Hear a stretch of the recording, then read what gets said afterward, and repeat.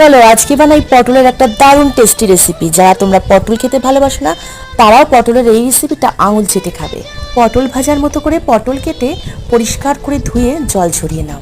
মশলার জন্য মিক্সির কন্টেনারে কাজু পোস্ত কিশমিশ শুকনো অবস্থায় গুঁড়ো করে, ছোট এক টুকরো আদা, ঝাল বুঝে কাঁচা লঙ্কা, পরিমাণ মতো দুধ দিয়ে একটা মিহি পেস্ট করে নাও।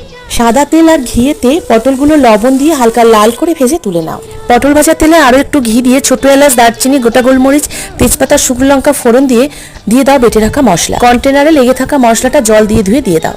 হলুদ গুঁড়ো, জিরে ধনে গুঁড়ো, কাশ্মীর লঙ্কার গুঁড়ো দিয়ে লো ফ্লেমে মশলা কষতে কষতে যখন মশলা থেকে তেল ছাড়তে শুরু করবে তখন ভেজে রাখা পটল, স্বাদ মতো লবণ, চিনি দিয়ে 1.5 কাপ দুধ ভালো করে মিশিয়ে গরম মশলা গুঁড়ো, কস্তুরি মেথি ছড়িয়ে ঢাকা দিয়ে লো ফ্লেমে 10 থেকে 15 মিনিট রান্না করে নাও।